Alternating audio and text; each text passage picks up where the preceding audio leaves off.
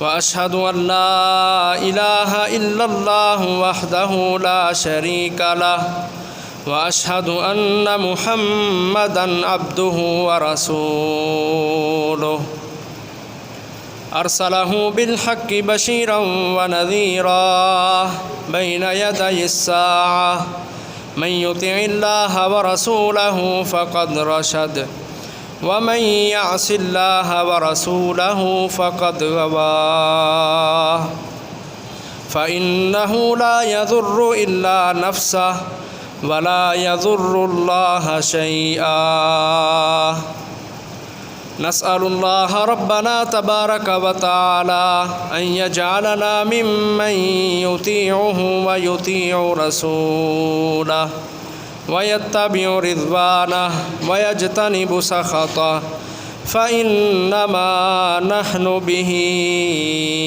وله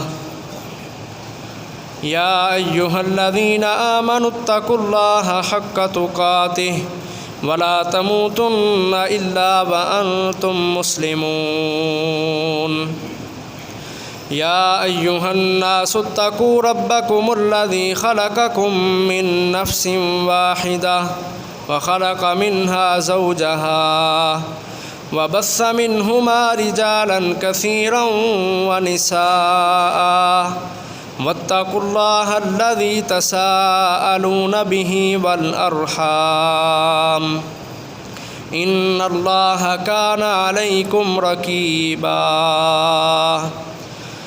يا أيها الذين آمنوا اتقوا الله وقولوا قولا سديدا يصلح لكم أعمالكم ويغفر لكم ذنوبكم ومن يطع الله ورسوله فقد فاز فوزا عظيما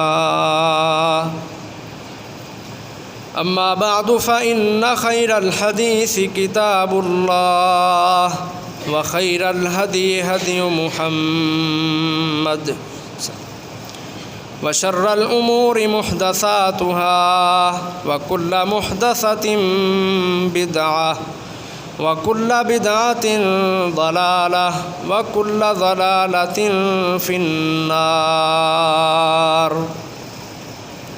فقال الله تبارك وتعالى في القرآن المجيد والفرقان الحميد ولكل أمة جعلنا منسكا ليذكروا اسم الله على ما رزقهم من بهيمة الأنعام فإلهكم إله واحد فله أسلموا وبشر المخبتين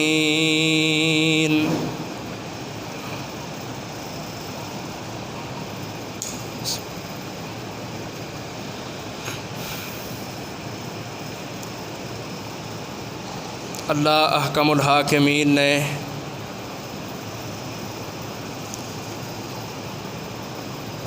جتنی بھی امتیں اس دنیا کے اندر آباد فرمائیں، ہر امت میں اللہ احکم الحاکمین نے یہ جو عبادت ہے کہ جس کو قربانی کہا جاتا ہے، اس کو نظام عبادت کا ایک جز قرار دیا ہے۔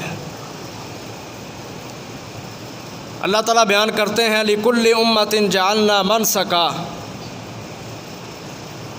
ہر امت کے لیے ہم نے قربانی مقرر کی۔ اسی طرح اس امت کے اندر بھی اللہ احکم الحاکمین نے جو نظام اتارا، جو شریعت اتاری، اس میں بھی قیامت تک آنے والے لوگوں کو یہ حکم دیا کہ وہ سنت ابراہیمی کو پورا کرتے ہوئے قربانی پیش کیا کریں۔ محترم بھائیو، یہ بات یاد رکھیں، قربانی کرنا یہ اللہ احکم الحاکمین کی اطاعت اور فرما برداری کی انتہا ہے۔ یہ کیسے ہمیں سمجھ آئے گا؟ جب ہم ابراہیم علیہ السلام کی سیرت پر غور کریں گے کہ انہوں نے ہر چیز کو قربان کیا، آخر پہ آ کے اللہ احکم الحاکمین نے حکم دیا کہ اپنے بیٹے کو قربان کریں۔ ہر چیز کے اندر اللہ کی فرما برداری کی، اللہ کا ہر حکم مانا، ہر حکم کے بعد فوراً اطاعت کرتے رہے، حتیٰ کہ اللہ نے خواب کے اندر دکھایا، فرشتہ نہیں آیا، خواب میں اللہ احکم الحاکمین نے دکھایا کہ بیٹے کو ذبح کرو، اس کی قربانی کرو۔ ابراہیم علیہ السلام کی اطاعت اور فرما برداری کی انتہا یہ تھی کہ اپنے بیٹے کو اللہ کے راستے میں قربان کرنے کے لیے اس کو زمین پر لٹا دیا اور اس کے گلے پہ چھری رکھ دی۔ محترم بھائیو، اس میں سب سے بڑا سبق یہ ہے کہ انسان کے اندر، ایک ایمان والے شخص کے اندر جو کلمہ پڑھنے والا ہے، اس کے اندر یہ ایمان ہونا چاہیے کہ میں اطاعت اور فرما برداری کے معاملے میں اپنی انتہا تک، یعنی مجھے اگر اللہ کے راستے میں جان تک قربان کرنا پڑے تو میں جان بھی قربان کر دوں گا۔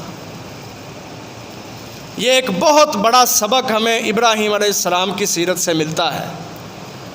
محترم بھائیو، یہ قربانی کے دن ہیں، اللہ احکم الحاکمین نے قربانی کو فرض قرار دیا ہے۔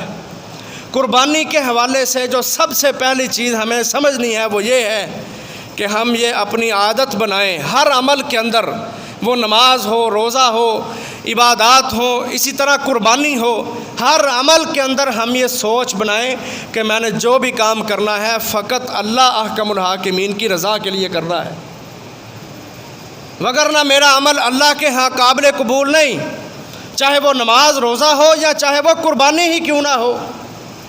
سب سے پہلے اللہ احکم الحاکمین انسانوں تمہارے دلوں کا اخلاص دیکھنا چاہتے ہیں، کیونکہ نبی اکرم صلی اللہ علیہ وسلم کی زبانی اللہ نے کہلوایا، اے نبی کل ان سے کہیں ان صلاتی و نسکی و محیای و مماتی للہ رب العالمین لا شریک لہ و بذالک امرت وانا اول المسلمین، کہ میری نماز، میرا روزہ، میری قربانی، میرے دین کے سارے معاملات، حتیٰ کہ میرا جینا مرنا سب کچھ اللہ احکم الحاکمین کے لیے ہے، اس رب کے لیے ہے جو تمام جہانوں کو پالنے والا ہے۔ تو قربانی کے معاملے کے اندر بالخصوص اور عام عبادات جون سی ہیں ان سب کے اندر سب سے پہلے ایک ایمان والے کی یہ سوچ ہونی چاہیے کہ میں اللہ احکم الحاکمین کی رضا کے لیے یہ کام کرنے لگا ہوں، نہ کہ دنیا داروں کے لیے یا کسی کو دکھانے کے لیے۔ محترم بھائیو، یاد رکھیں اللہ احکم الحاکمین نے انسان کو اپنی عبادت کے لیے پیدا کیا ہے۔ عبادت کی 3 قسمیں ہیں، ان 3 قسموں کا اقرار ہم نماز کی حالت میں، حالت تشہد میں کرتے ہیں۔ التحیات للہ والصلوات والطیبات، کہ تمام قولی عبادتیں، تمام بدنی عبادتیں اور تمام مالی عبادتیں للہ کس کے لیے ہیں؟ اللہ احکم الحاکمین کے لیے۔ یہ ہم تشہد کی حالت میں اقرار کرتے ہیں۔ محترم بھائیو، عبادت کی یہی 3 قسمیں ہیں، قولی عبادت، اسی طرح مالی عبادت اور اسی طرح بدن کی عبادت۔ آج انسان قولی عبادت کی طرف بھی دھیان دیتے ہیں۔ بڑے گھر والے بڑے جون سے ہوتے ہیں، وہ اپنے بچوں کو سمجھاتے ہیں، یار اپنی زبان سے اچھی بات کہا کرو، اچھا بولا کرو، بڑوں کے ساتھ عزت سے پیش آیا کرو، تمیز کیا کرو، دعائیں یاد کرو، قرآن مجید پڑھا کرو۔ یعنی وہ عبادتیں جن کا تعلق انسان کی زبان کے ساتھ ہے، جن کو قولی عبادت کہا جاتا ہے، اس کی طرف بھی آج توجہ ہے۔ دوسرے نمبر پر جو بدنی عبادات ہیں ان کی طرف بھی توجہ ہے۔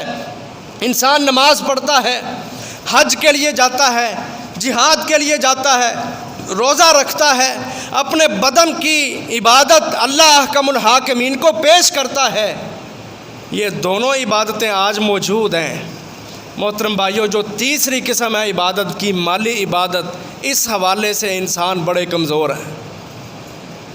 آج انسان کے دل کے اندر مال کا حرص، لالچ اس قدر زیادہ ہے کہ وہ یہ سوچتا نہیں کہ میرا اللہ مجھے مالی طور پر بھی جاننا چاہتا ہے کہ یہ انسان اپنے مال سے بھی میری عبادت کرتا ہے یا نہیں کرتا۔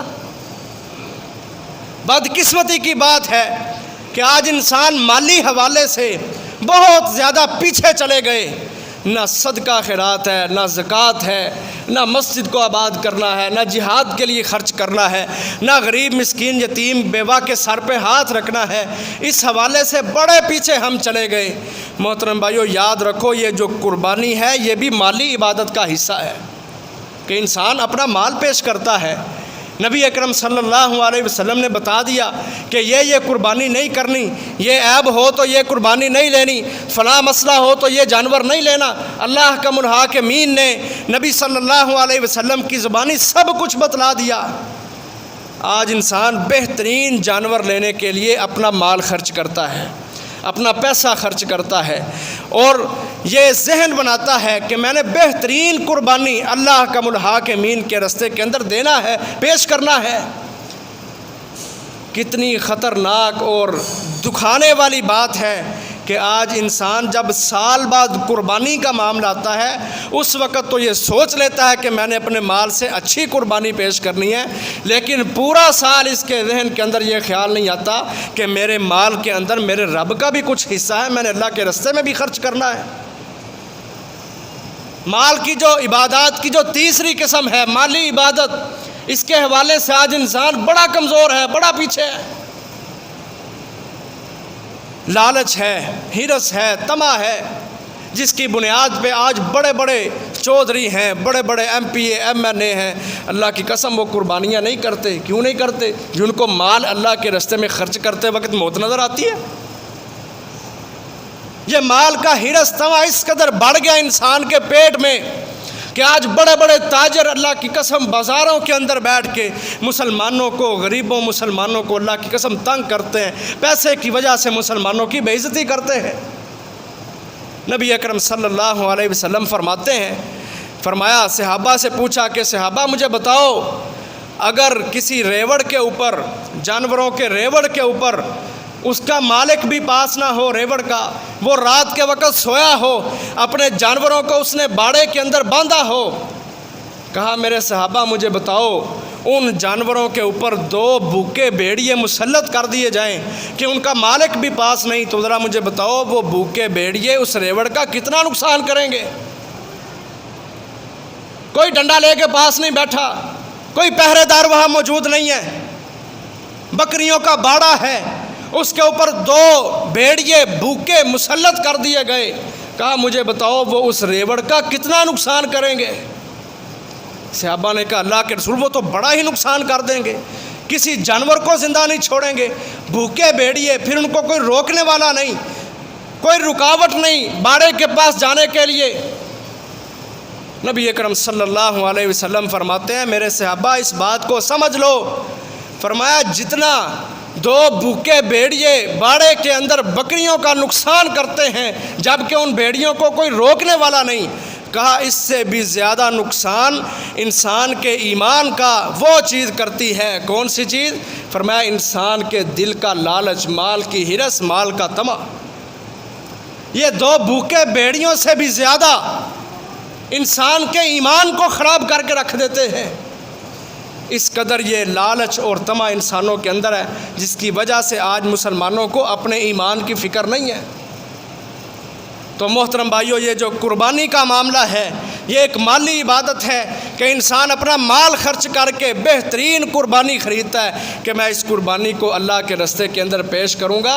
اس میں ایک بہت بڑا سبق ہمیں یہ ملتا ہے کہ انسانوں اپنے دلوں میں مال کا طمع، مال کا ہرس، لالچ، اس کو نکال باہر پھینکو، ہر کام اللہ کے لیے کیا کرو، اللہ اور اس کے رسول کے ساتھ مخلص ہو جاؤ۔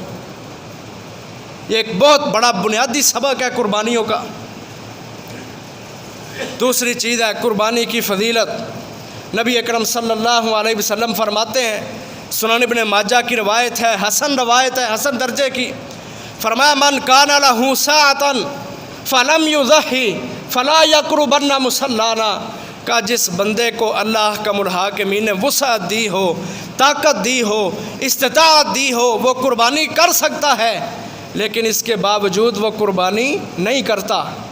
وسعت ہے، پیسہ ہے، طاقت ہے، فرض ہے اس کے اوپر قربانی، لیکن نہیں کرتا، جان بوجھ کے نبی صلی اللہ علیہ وسلم نے بڑے سخت الفاظ بولے، کہا فلا یقربن مصلانا، وہ آدمی ہماری عید گاہوں کے قریب بھی نہ آئے۔ اس آدمی سے محمد صلی اللہ علیہ وسلم کو اتنی نفرت ہے، کہا یہ بندہ ہماری قربان گاہوں کے عید گاہوں کے قریب بھی نہ آئے، کیونکہ اس کو اللہ نے وسعت دی، مال دیا، یہ مال کا لالچ دل کے اندر لیے بیٹھا ہے، اللہ کے راستے کے اندر اس کو پتہ ہی نہیں میں نے قربانی پیش کرنی ہے، اطاعت اور فرما برداری کی انتہا اللہ کو دکھانی ہے۔ آج لوگوں سے پوچھا جائے نا، لوگ بڑی بات کرتے ہیں، جی میرے بیٹے کی شادی تھی، میری بیٹی کی شادی تھی، فلاں رشتہ دار کی شادی تھی، ہم نے وہاں پہ یہ بھی ڈش بنائی، یہ بھی خرچ کیا، یہ بھی سب کچھ پکایا، بڑے فخر ہیں لوگوں کے اندر۔ لیکن جب قربانی کا معاملہ آ جائے، اللہ کی قسم بڑے بڑے لوگ، چودھری قسم کے لوگ قربانی نہیں کرتے۔ دلوں میں یہ سوچ نہیں کہ میرا مال اللہ کے راستے کے اندر میں خرچ کروں اور یہ پاکیزہ بن جائے، میں اللہ حکم الحاکمین کو اطاعت اور فرما برداری کا جذبہ دکھاؤں، یہ سوچ ہی نہیں۔ اور قربانی کرتے بھی ہیں تو کس نیت سے کہ لوگ کہیں جی کیا بات ہے، چودھری صاحب نے بڑی قربانی کی ہے، اس نے تو اتنے چھترے ذبح کیے ہیں، اتنے اونٹ نہر کیے ہیں، اتنے ویڑے ہیں، یہ کیا ہے وہ کیا ہے۔ یہ سارے کے سارے تکبر ریاکاری کے معاملے محترم بھائیوں اللہ تعالیٰ ان کو دیکھنا پسند نہیں کرتا، اللہ دلوں کا اخلاص دیکھتا ہے، پھر اللہ تعالیٰ اس کے بعد انسان کے دل میں جذبہ اطاعت اور فرما برداری اس کو دیکھنا چاہتا ہے۔ اس کے لیے قربانی محترم بھائیوں ہمارے لیے بہت بڑا امتحان ہے۔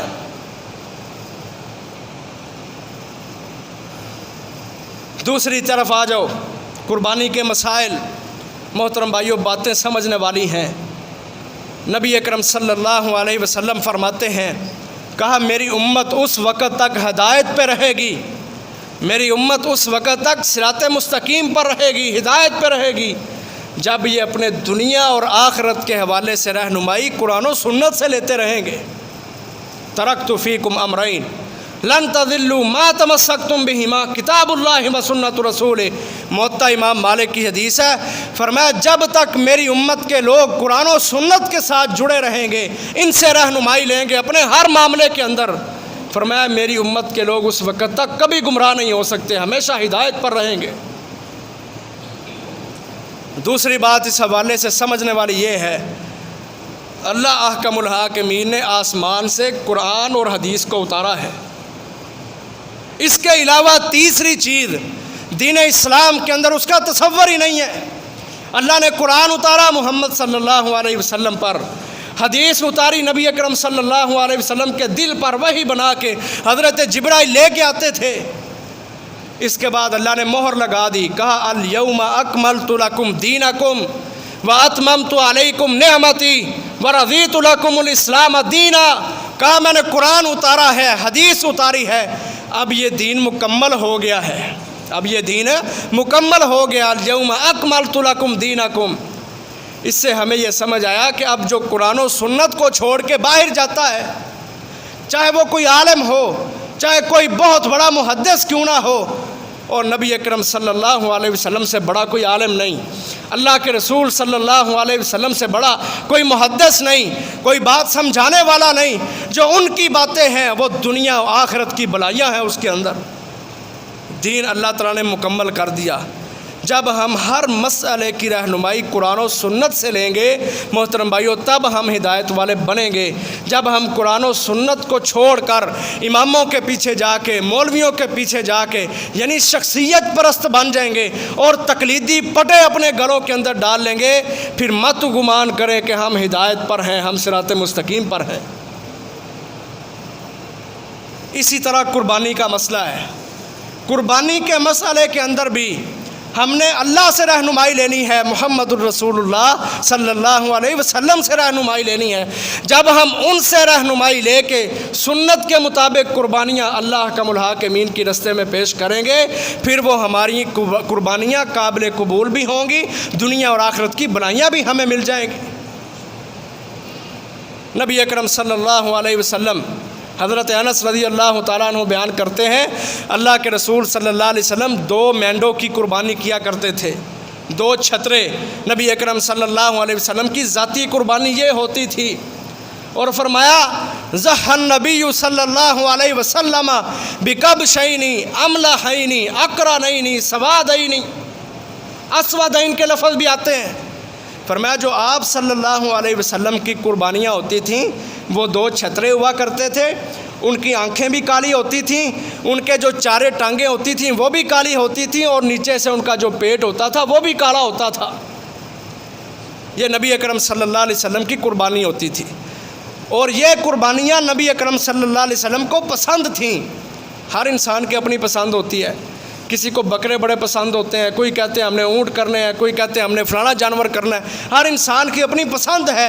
नबी अकरम सल्लल्लाहु अलैहि वसल्लम की जो पसंद थी वो ये थी कि आप दो छतरे ज़िबा किया करते, जो काले रंग के उनकी आंखें होती, यानी उनकी आंखों के ऊपर जो मांस है, जिस्म है, खाल है वो काली होती, इसी तरह उनकी टांगें भी काली होती, और जो पेट होता था नीचे ये भी काला हुआ करता था। मोहतरम भाइयों, आज के दौर में ये कुर्बानी मिल जाए तो बहुत ही अच्छी बात है, और अगर नहीं मिलती तो कोई हरज वाली बात नहीं।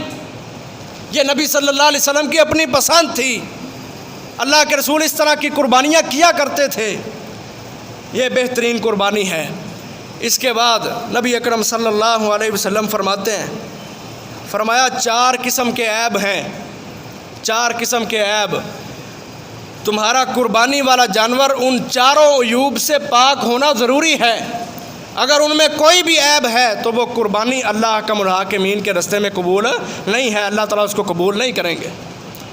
पहला ऐब ये है, नबी अकरम सल्लल्लाहु अलैहि वसल्लम फरमाते हैं, फरमाया अल औरा, वो जानवर जो काना होता है, जिसकी आँखें ठीक नहीं होती, काना या जिसकी आँखों में भेंगापन होता है, फरमाया वो जानवर जो काना होता है, ये ऐब है काना होना। फरमाया ये कुर्बानी अल्लाह ताला कबूल नहीं करते। दूसरी चीज़, नबी अकरम सल्लल्लाहु अलैहि वसल्लम फरमाते हैं बीमार जानवर, यानी ऐसा बीमार जानवर के जिसके हवाले से ये सोच हो कि ये ठीक नहीं हो सकता। दूसरा ऐब ये है कि बीमार जानवर हो। तीसरा ऐब ये कि उसकी बीमारी ने उसको इतना कमज़ोर कर दिया हो कि उसकी जो हड्डियां हैं उनके अंदर गूदा ही ना हो, जिसको पंजाबी में कहते हैं मिख, यानी वो जानवर जिसकी हड्डियों के अंदर मिख ही नहीं, अल्लाह का मुराक़मीन ये जानवर भी कबूल नहीं करते। और चौथा ऐब ये है कि वो जानवर लंगड़ा भी ना हो। उसका चाल चलन देखो, तुम जानवर ख़रीदते हो, जाके ये सारी चीज़ें देखो। हज़रत अली रज़ी अल्लाह ताला अन्हु बयान करते हैं, अमरा रसूलुल्लाह सल्लल्लाहु अलैहि वसल्लम अन नस्तशरिफ़ल ऐन वल उज़ुना। नबी अकरम सल्लल्लाहु अलैहि वसल्लम जब हम जानवर ख़रीदने जाते कुर्बानी के लिए, हमें हुक्म दिया करते कि हम अच्छी तरह से उनके कानों को भी देखें और उनकी आँखों को भी देखें, और जो अयूब नबी अकरम सल्लल्लाहु अलैहि वसल्लम ने बताए वो हर किस्म का ऐब देखें। फरमाया अगर उन अयूब से जानवर पाक हो तो उसको कुर्बानी के लिए लेके आएँ, अगर एक ऐब भी जानवर के अंदर पाया जाए तो उसको कुर्बानी के लिए ना लेके आएँ। हज़रत अली कहते हैं हमें हुक्म देते नबी अकरम सल्लल्लाहु अलैहि वसल्लम। सुनन अबू दाऊद की यह रवायत है। तो मोहतरम भाइयों, ये अयूब हमने देखने हैं। कुर्बानी का जानवर ख़रीदते वक्त इन चीज़ों को सामने रखें। उस जानवर की आँखों को देखें कि इसकी आँखें ख़राब तो नहीं, अंदर कोई भेंगापन तो नहीं।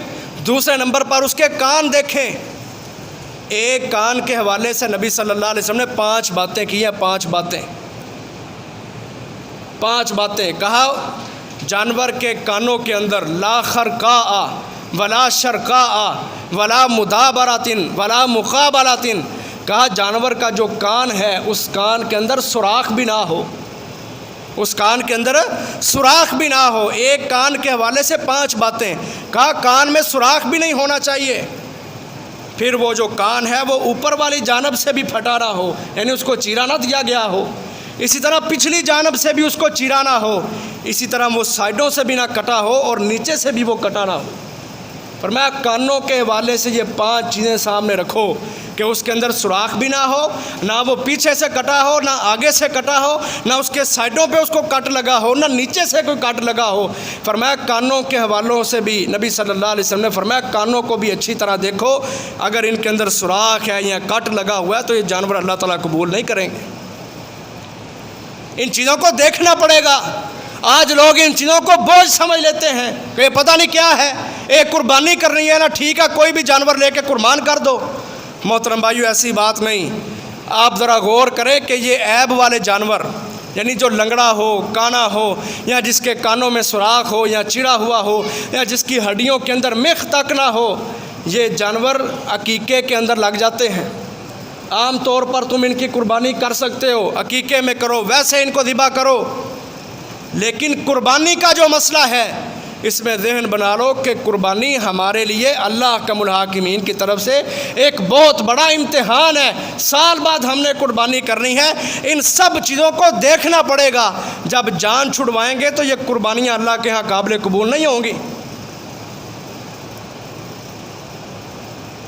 اور ہر طریقے سے جانور لگ جائیں گے، لیکن قربانی کے حوالے سے یہ مسئلہ ذہن میں ہونا چاہیے کہ اس کی آنکھوں کو دیکھا جائے، اس کے کانوں کو دیکھا جائے، اس کی چال کو دیکھا جائے، اس کا اٹھنا بیٹھنا ہر چیز نوٹ کی جائے، ایک ایک چیز پکڑ کے اس کو دیکھا جائے۔ اگر اس کے اندر کوئی بھی عیب ہے تو وہ اللہ کے راستے میں قربانی قابل قبول نہیں ہے۔ اس بات کو ذہن نشین کر لیں اور جان نہ چھڑوائیں، یہ سوچ بنائیں کہ قربانی ہمارے لیے اللہ کی طرف سے امتحان ہے، اور یہ سال بعد آتی ہے۔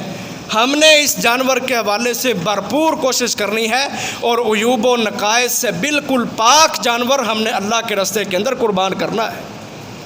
اس سے ہمیں یہ بھی سبق ملتا ہے کہ اللہ احکم الحاکمین کے راستے میں جب کوئی چیز خرچ کرو تو وہ بیکار سی اور بے بنیاد سی چیز اللہ کے راستے میں خرچ نہ کرو۔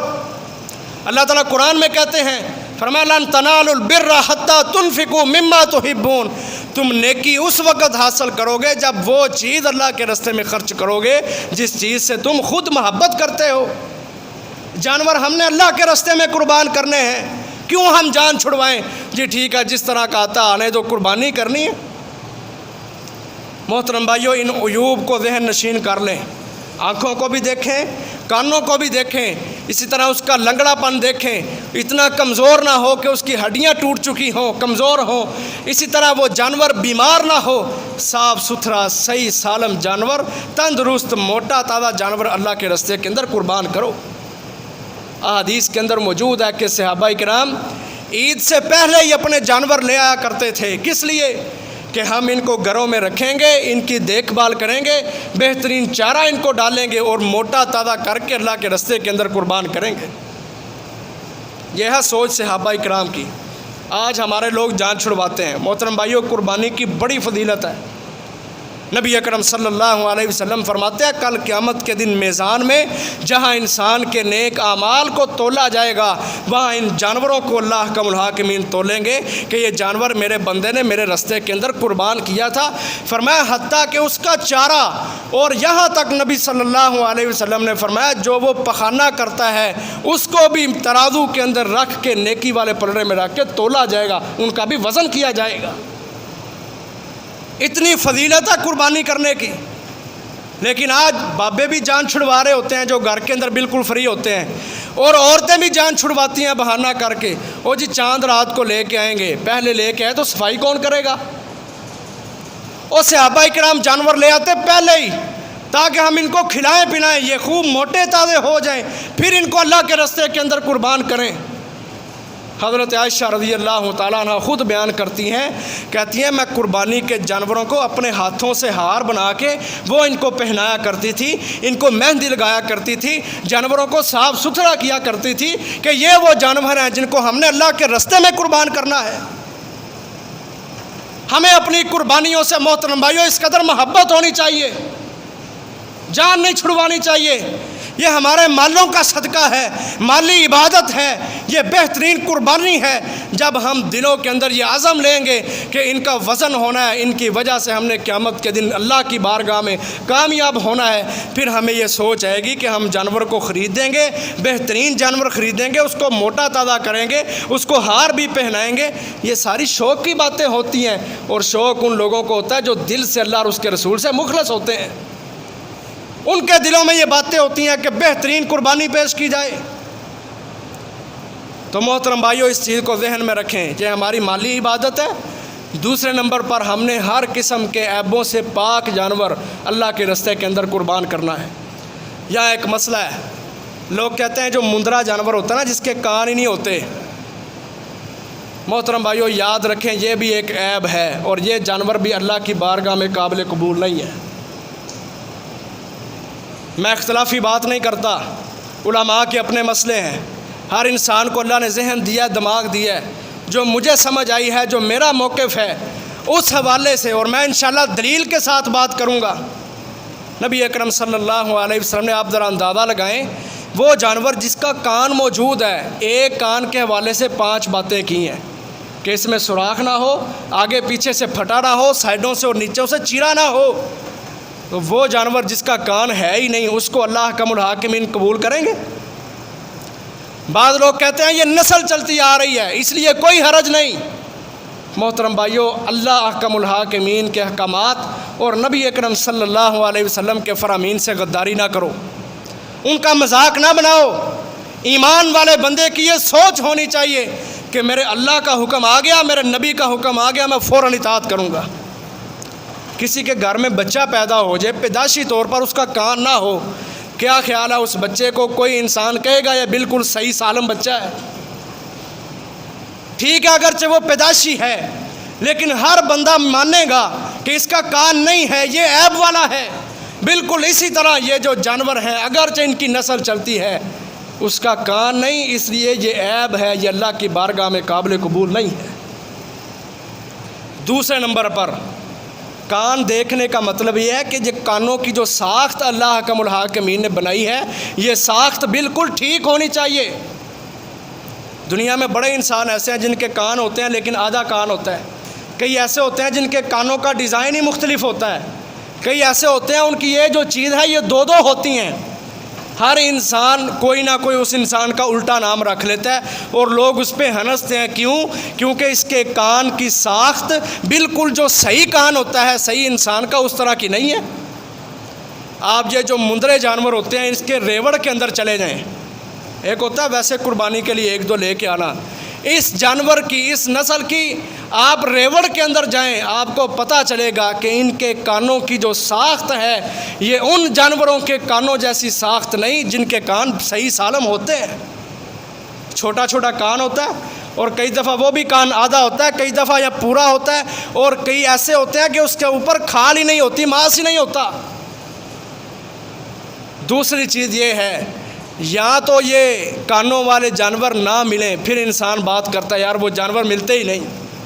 جانور موجود ہیں کانوں والے، لیکن اس کے باوجود انسان ان جانوروں کو لے کے آتے ہیں اور پھر اوپر سے بحث کی جاتی ہے جن کی نسل اس طرح کی ہے، یہ جانور قابل قبول ہے، لگ جاتا ہے۔ محترم بھائیو، عیب ہوتا ہے، اپنے دلوں سے جا کے پوچھو، حدیثیں سامنے رکھ کے، اس جانور کو سامنے رکھ کے خود اندازہ لگاؤ، جائزہ لو، آپ کو سمجھ آئے گا کہ یہ واقعتاً عیب ہے، اور عیب والا جانور اللہ احکم الحاکمین قبول نہیں کرتے۔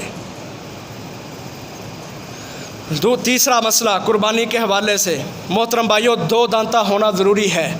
نبی صلی اللہ علیہ وسلم فرماتے ہیں لا تذبحوا الا مسنہ، جانور قربان کرو اللہ کے رستے میں جو 2 دانتا ہو۔ بعض لوگ کہتے ہیں 4 دانتا بھی جائز ہے، 6 دانتا بھی جائز ہے۔ میں ان لوگوں کی بات نہیں کرتا، میں اپنی بات کروں گا جو مجھے سمجھ آتی ہے۔ لا تذبحوا الا مسنہ، مسنہ سے مراد صرف 2 دانتا ہے۔ احادیث کے اندر، زکوٰۃ کے ابواب کے اندر اللہ احکم الحاکمین کے نبی محمد صلی اللہ علیہ وسلم ان سے ہر چیز کی وضاحت مل جاتی ہے کہ مسنہ سے مراد صرف 2 دانتا ہے یا 4 دانتا بھی اور 6 دانتا بھی ہے۔ تو مسنہ سے مراد محترم بھائیو یہ ہے صرف 2 دانتا جانور، یہی ہونا چاہیے، یہی مسنون عمل ہے۔ نبی اکرم صلی اللہ علیہ وسلم نے ساری زندگی مسنہ جانور کیا ہے، اسی کی قربانی اللہ احکم الحاکمین کی بارگاہ میں قبول ہوتی ہے۔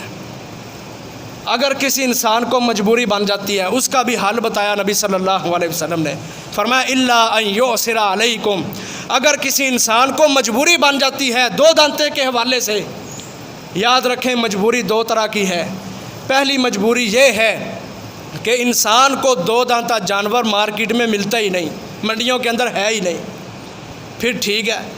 دوسری مجبوری یہ ہے کہ وہ جو 2 دانتا جانور ہے، چونکہ وہ 1 سال کا ہوتا ہے، اس لیے کسی انسان کے پاس اتنے پیسے ہی نہیں کہ وہ 2 دانتا جانور خرید سکے، یہ 2 طرح کی مجبوری ہے۔ فرمایا یہ جو انسان ہے جن کے پاس یہ مجبوریاں ہیں، فَتَذْبَحُوا جَذَعَةً مِّنَ الظَّأْنِ، وہ بھیڑ کی جنس کا یعنی چھترا جون سا ہوتا ہے وہ 6 ماہ کا یعنی جو کھیرا جانور ہوتا ہے اس کو اللہ کے راستے میں قربان کریں۔ کب؟ جب ان کو 2 دانتا نہ ملے، مسنہ نہ ملے۔ اب اس سے بھی یہ اشارہ نکلتا ہے کہ اگر نبی اکرم صلی اللہ علیہ وسلم بھی عالم تھے، وہ سمجھتے تھے اگر 2 دانتا جانور نہ ہوتا، مجبوری ہوتی، تو اللہ کے رسول یہ بھی کہہ سکتے تھے 4 دانتا کر لو یا 6 دانتا کر لو۔ آپ نے یہ نہیں کہا اگر مجبوری بن جاتی ہے، تمہیں 2 دانتا نہیں ملتا، کرنا 2 دانتا ہی ہے، اگر نہیں ملتا تو پھر کھیرا جانور وہ بھی بھیڑ کی جنس کا اس کو اللہ کے راستے کے اندر قربان کرو۔ تو محترم بھائیو، تیسرا مسئلہ قربانی کے حوالے سے یہ ہے کہ 2 دانتا جو جانور ہوتا ہے یعنی جس کے دودھ کے 2 دانت گر چکے ہوتے ہیں اور 2 درمیان والے بڑے دانت اگ جاتے ہیں، یہ 2 دانتا جانور اس کو اللہ احکم الحاکمین کی بارگاہ میں قربان کرنا چاہیے۔ چوتھا مسئلہ، آج لوگ کہتے ہیں جی ایک قربانی سارے گھر والوں کی طرف سے کافی ہو جاتی ہے۔ محترم بھائیو، ذرا اپنی عقل سے اندازہ لگاؤ، گائے کے اندر نبی صلی اللہ علیہ وسلم نے 7 قربانیاں رکھی ہیں، اونٹ کے اندر زیادہ سے زیادہ 10 قربانیاں آ سکتی ہیں، یہ بڑے جانور ہیں۔ گائے کے اندر نبی اکرم صلی اللہ علیہ وسلم نے فرمایا 7 قربانیاں، اونٹ کے اندر زیادہ سے زیادہ 10 قربانیاں۔ کیا ایک چھوٹا سا جانور بکرا چھترا اس کے اندر پورا گھر کس طرح آ جائے گا؟ یہ سوچنے والی بات ہے، سمجھنے والی بات ہے کہ بڑی قربانیوں کے اندر 7 حصے، 10 حصے، ایک قربانی پورے گھر والے کی طرف سے کہاں سے ہو گئی؟ یہ بھی ایک مسئلہ ہے۔ محترم بھائیو، صحیح بات یہ ہے کہ ایک جانور چھترا وہ ایک قربانی صرف ایک فرد کی طرف سے ہی ہوگی۔ جو دلیل پیش کی جاتی ہے حضرت ابو ایوب انصاری رضی اللہ تعالیٰ عنہ کی حدیث پیش کی جاتی ہے، جامع ترمذی کی روایت ہے، بیان کرتے ہیں کہ نبی صلی اللہ علیہ وسلم کے زمانے میں ایک قربانی انسان کرتا تھا، خود بھی اور اپنے گھر والوں کی طرف سے بھی۔ یہ دلیل پیش کرتے ہیں وہ لوگ کہ جو کہتے ہیں قربانی سارے گھر والوں کی طرف سے ہو جاتی ہے۔ محترم بھائیو، اس کا جواب یہ ہے کہ ابو ایوب انصاری رضی اللہ تعالیٰ عنہ اس حدیث میں حالات بتا رہے ہیں کہ جب نبی صلی اللہ علیہ وسلم مدینہ آئے، مکہ چھوڑ کے ہجرت کر کے آئے، حالات کمزور تھے، صحابہ کے پاس اتنا مال پیسہ نہیں ہوتا تھا کہ جس کے ساتھ وہ زیادہ قربانیاں خرید سکیں۔ ابو ایوب انصاری نے حالات بتائے، کہتے ہیں کہ نبی صلی اللہ علیہ وسلم کے زمانے میں یہ حال تھا کہ ایک بندہ ایک ہی قربانی کیا کرتا تھا اپنے گھر والوں کے طرف سے بھی۔ مطلب یہ ہے کہ اس کے پاس اتنے پیسے نہیں ہوتے تھے کہ وہ زیادہ قربانیاں لے سکے۔ حالات بیان کیے، کہا اتنے ماڑے اور کمزور حالات تھے، ایک قربانی انسان کرتا تھا اپنی طرف سے بھی، اپنے گھر والوں کی طرف سے، یعنی پورے گھر سے ایک قربانی نکلا کرتی تھی۔ اور آج کے دور میں بھی اس طرح کے لوگ موجود ہیں جو غریب ہیں، جو قربانی نہیں کر سکتے، ان کے گھروں سے ایک قربانی نکلتی ہے۔ کہتے ہیں ابو ایوب انصاری، کہتے ہیں اب حالات بہتر ہو گئے اور لوگوں کے اندر فخر آ گیا ہے۔ فخر کیا ہے کہ اب لوگ 2 قربانیاں بھی کرتے ہیں، 3 4 بھی کرتے، یعنی ایک قربانی جو نکلتی تھی اس کا مطلب یہ ہے کہ حالات کمزور تھے، پورے گھر والوں کی طرف سے ایک قربانی نکلا کرتی تھی۔ جب حالات بہتر ہوئے تو وہی ابو ایوب انصاری کہتے ہیں کہ لوگ فخر کرنے لگ گئے قربانیوں میں کہ جہاں ایک قربانی نکلتی تھی اب 2 3 4 5 قربانیاں نکلتی ہیں۔ اور دوسری دلیل محترم بھائیو یہ ہے، نبی اکرم صلی اللہ علیہ وسلم خود گھر میں بھی قربانی کیا کرتے تھے اور ایک جانور خرید کے ان حاجیوں کو دیتے جو مکہ میں جاتے حج کرنے کے لیے، اللہ کے رسول کو قربانی دیتے کہ یہ میری قربانی لے جانا، مکہ جا کے وہاں ذبح کر دینا۔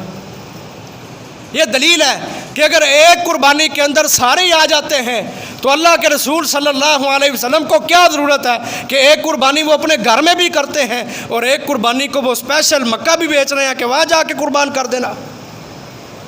اور خود نبی اکرم صلی اللہ علیہ وسلم نے 100 قربانیاں بھی کی ہیں، 100 اونٹ نہر کیے خود نبی صلی اللہ علیہ وسلم نے، جن میں سے تھوڑے سے خود نہر کیے، باقی حضرت علی کو کہا ان کو نہر کر دو، اور اپنی بیویوں کی طرف سے علیحدہ ایک گائے نبی صلی اللہ علیہ وسلم نے اللہ کے راستے کے اندر قربانی پیش کی۔ تو یہ بھی مسئلہ ذہن میں رکھیں کہ ایک قربانی وہ صرف ایک فرد کی طرف سے ہوگی، اگرچہ وہ گھر کا ذمہ دار ہے، پورا گھر اس ایک قربانی کے اندر شامل نہیں ہو سکتا۔ اور آخری بات محترم بھائیو قربانی کے حوالے سے وہ یہ ہے کہ آج دنیا کے اندر بڑا شوشہ چل رہا ہے، جی بھینس کی قربانی بھی ہو جاتی ہے، اور وہ کہتے ہیں جی اللہ تعالیٰ نے قرآن مجید میں جو جانور بتائے ہیں وہ 8 قسم کے جانور ہیں، ٹوٹل 4 جانور ہیں، جب ان کا جوڑا بنایا جائے تو وہ 8 بن جاتے ہیں، چھترا چھتری، بکرا اور بکری، اونٹ اور اونٹنی، اور اسی طرح گائے اور ویڑا۔ یہ جو جانور ہیں ان کی قربانی خود اللہ کا الحاکمین نے قرآن مجید میں بتائی ہے۔ اب اللہ نے لفظ بولا گائے کے لیے بقر، لفظ بقر، یہ بات ذرا علمی ہے، اس کو سمجھنا۔ لفظ بقر بولا جس کا معنی ہے گائے۔ اس سے بعد علماء نے یہ دلیل نکال لی، کہتے ہیں لغت کے اعتبار سے، یعنی وہ لوگ جو عربی جانتے ہیں، عربی کی گرامر لکھنے والے ہیں، لغت جاننے والے لوگ، انہوں نے کہا جی یہ بقر، یہ گائے، یہ بھینس کی ایک جنس ہے، جس طرح گائے ہوتی ہے اس طرح بھینس ہوتی ہے، لہذا بھینس کی قربانی بھی جائز ہے۔ محترم بھائیو، یہ اللہ اور اس کے رسول کی تعلیمات کے ساتھ انصاف نہیں ہے۔ آپ دیکھیں کہ لفظ غنم عربی زبان کا ایک لفظ ہے غنم، غین نون اور میم۔ یہ جو لفظ ہے نا غنمن، اس کے اندر بکری بھی آ جاتی ہے اور چھترا بھی آ جاتا ہے، یعنی دونوں چیزیں آ جاتی ہیں۔ لیکن اس کے باوجود اللہ نے جب قربانی کے جانور بتائے وہاں بھیڑ کا الگ ذکر کیا اور بکری کا الگ ذکر کیا، من الضأن اثنین ومن الماعز اثنین، کہا چھترا چھتری اور بکرا بکری الگ ذکر کیا۔ اگر بھینس کی قربانی بھی مشروع ہوتی، مسنون ہوتی، تو اللہ بکر کے ساتھ بھینس کی جو عربی بنتی ہے جاموس، اس کا بھی ذکر کر دیتے، لیکن اللہ احکم الحاکمین نے تو ایسا کوئی ذکر ہی نہیں کیا۔ اللہ تعالیٰ نے ایک لفظ بولا بکر، اس کا معنی گائے، کہا اس کو قربان کرو اللہ کے راستے میں، یہ 8 قسم کے جانور ہیں۔ اور دوسری بات ان کو سمجھانے کے لیے، وہ لوگ جو بھینس کی قربانی کو جائز قرار دیتے ہیں، ان کے لیے دوسری بات سمجھانے والی یہ ہے کہ ان کی تو طبیعتیں مختلف ہوتی ہیں۔ بھینس کا مزاج اور ہوتا ہے، طب کے اعتبار سے بھی ان کا مزاج اور ہے، اور ویسے بھی اور طرح کے جانور ہیں۔ بھینس دیکھ لو، بھینس اور گائے، کھال کا بھی فرق ہے، ان کے دودھ کا بھی فرق ہے، اور طبی اعتبار سے ان کی گوشت کی جو تاثیر ہے اس کا بھی فرق ہے، ایک جیسا نہیں ہے۔ اور پھر یہ لوگ جو بھینس کی قربانی کو جائز قرار دیتے ہیں، اگر ان کو کہا جائے نا جی پھر ہرن بھی قربان کر لینی چاہیے کیونکہ وہ تو بکری کی جنس کے ساتھ ملتی ہے، تو کہتے ہیں نہیں جی ہرن کی قربانی نہیں کرنی۔ اسی طرح نیل گائے کی بھی قربانی نہیں کرنی، جی ان کی کیوں نہیں کرنی؟ جی وہ آپس میں ملتی نہیں۔ اور محترم بھائیو، جو شبہ والے کام ہوتے ہیں نا، نبی صلی اللہ علیہ وسلم فرماتے ہیں جس نے اپنے آپ کو شبہ والے کاموں سے بچا لیا، اس نے اپنا ایمان بھی بچا لیا، اس نے اپنا دین بھی بچا لیا۔ اب گائے کے اندر تو کسی کو شبہ نہیں، یہ تو صاف ٹھوس حکم ہے، ایک مضبوط نص ہے۔ اور جو لوگ بھینس کی قربانی کہتے ہیں، محترم بھائیوں میرا چیلنج ہے، نہ قرآن سے ان کے پاس کوئی دلیل ہے، نہ حدیث سے رسول صلی اللہ علیہ وسلم سے ان کے پاس کوئی دلیل ہے۔ وہ یہ ثابت ہی نہیں کر سکتے کہ نبی صلی اللہ علیہ وسلم نے بھینس کی قربانی کی، یا صحابہ اکرام نے کی، یا تابعین نے کی، یا تبع تابعین نے کی۔ وہ خیر القرون کے جن زمانوں کو نبی صلی اللہ علیہ وسلم نے دنیا کے بہترین زمانے قرار دیا، 3 زمانے، صحابہ کا زمانہ، تابعین کا زمانہ، تبع تابعین کا زمانہ، اس خیر القرون کے اندر بھینس کی قربانی کا اللہ کی قسم کوئی ثبوت ہے ہی نہیں۔ پھر ہمیں کیا کرنا چاہیے؟ ہمیں قرآن و سنت سے رہنمائی لینی چاہیے۔ میرے اللہ نے بتا دیا یہ 8 قسم کے جانور ہیں، بس میں یہی کروں گا، اس سے آگے نہیں جاؤں گا۔ اور جو لوگ بھینس کی قربانی کا فتویٰ دیتے ہیں وہ لغت کے اعتبار سے دیتے ہیں۔ محترم بھائیو ذرا اپنے دلوں سے پوچھو، اللہ نے آسمان سے قرآن اور حدیث اتاری ہے یا لغت اتاری ہے؟ قرآن اتارا ہے، حدیث آسمانوں سے آئی ہے۔ جب مسلمان قرآن و سنت سے رہنمائی لیں گے پھر یہ ہدایت والے بنیں گے۔ لغت اللہ کا الحاکمین نے آسمانوں سے نہیں اتاری۔ قیاس بھی اس وقت ہوتا ہے جب قرآن و سنت میں کسی مسئلے کی صحیح نص موجود نہ ہو، صحیح حکم موجود نہ ہو، پھر قیاس ہوتا ہے۔ صحیح حکم موجود ہے، 8 قسم کے جانور موجود ہیں، خود نبی صلی اللہ علیہ وسلم نے یہ قربان کیے ہیں، پھر اس سے آگے بڑھنا ایسا ہی ہے کہ مسلمانوں کوئی بندہ یہ عقیدہ بنا لے کہ دین اسلام مکمل نہیں ہے۔ دین اسلام تو مکمل ہے۔ جو انسان باہر جاتا ہے بھینس کی قربانی یا ایک قربانی سارے گھر والوں کی طرف سے اپنے پاس سے اجتہادی مسئلے بناتا ہے، وہ یہ عقیدہ رکھتا ہے کہ دین اسلام مکمل دین نہیں ہے۔ جو بندہ ان باتوں پہ خوش ہو جاتا ہے کہ میرے اللہ نے یہ حکم دیا، میرے نبی نے یہ حکم دیا، میرے نبی کے احکامات کے اندر یہ چیز شامل ہے کہ انہوں نے صرف ان جانوروں کی قربانی کی، میں بھی انہی جانوروں کی قربانی کروں گا، یہ وہ بندہ ہے جو خالص ایمان والا ہے اور جو دین اسلام کو مکمل دین سمجھتا ہے۔ جو آگے جاتا ہے وہ دین اسلام کو مکمل نہیں سمجھتا۔ تو محترم بھائیوں، قربانی کے حوالے سے یہ چند مسائل تھے، ان کو اپنے ذہن نشین کر لیں، اور قربانیاں خریدنے جائیں تو ان چیزوں کا خاص دھیان رکھیں، اس کے کانوں کو دیکھیں، اس کی آنکھوں کو دیکھیں، اسی طرح اس کو چلا کے دیکھیں، لنگڑا پن اور اتنا کمزور جانور کہ جس کی ہڈیاں ہی بیکار ہو چکی ہوں، یہ سارے کے سارے عیب دیکھ کے پھر قربانیاں لے کے آئیں اور اللہ کا شکر ادا کریں کہ ہم نے بے عیب جانور اللہ کے رستے کے اندر قربان کیا ہے۔ محترم بھائیوں، پھر آخر میں یہ بات کرتا ہوں کہ جان نہ چھڑوائیں، یہ نہ سوچیں کہ ٹھیک ہے قربانی کرنی ہے جو بھی ہو کر دیں، قربانی ہمارا امتحان ہے، یہ ذہن میں بات بٹھا لیں۔ اس لیے وہی جانور ہم اللہ کے راستے میں قربان کریں گے جن کا اللہ نے حکم دیا اور محمد صلی اللہ علیہ وسلم نے عمل کر کے دکھایا۔ اس سے باہر نکلیں گے تو ہمارے ایمان کمزور ہیں، ہمارے عقیدے خراب ہیں۔ حضرت عبداللہ بن عباس رضی اللہ تعالیٰ عنہما کا ایک قول ہے، تفسیروں کے اندر لکھا ہوا ہے، وہ پتہ کیا کہا کرتے تھے جب ان کے سامنے اس طرح کے لوگ آتے نا جو قربانی کے مسئلوں میں جان بوجھ کر اختلاف کرتے، نہیں جی یہ بھی لگ جاتا ہے، یہ بھی جائز ہے، فلانا بھی جائز ہے، وہ کہا کہتے اللہ کا شکر ادا کرو کہ اللہ احکم الحاکمین نے ابراہیم علیہ السلام سے بیٹے کی قربانی نہ لی، بلکہ اللہ نے اس کے بدلے میں ایک مینڈا بھیج دیا کہ اس کی قربانی کرو۔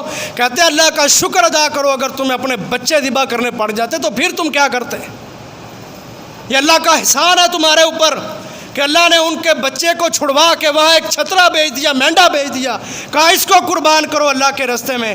کہا یہ اللہ کا احسان سمجھو، اور جو پابندیاں نبی صلی اللہ علیہ وسلم نے بتا دی ہیں قربانی کے حوالے سے، ان پابندیوں میں رہ کے جانور خریدو اور اللہ کے راستے میں قربان کرو، اللہ کا شکر ادا کرتے جاؤ، اس سے تمہاری عبادت بھی پوری ہو جائے گی، مالی عبادت بھی پوری ہو جائے گی، اور تمہاری قربانی بھی مسنون ہو جائے گی۔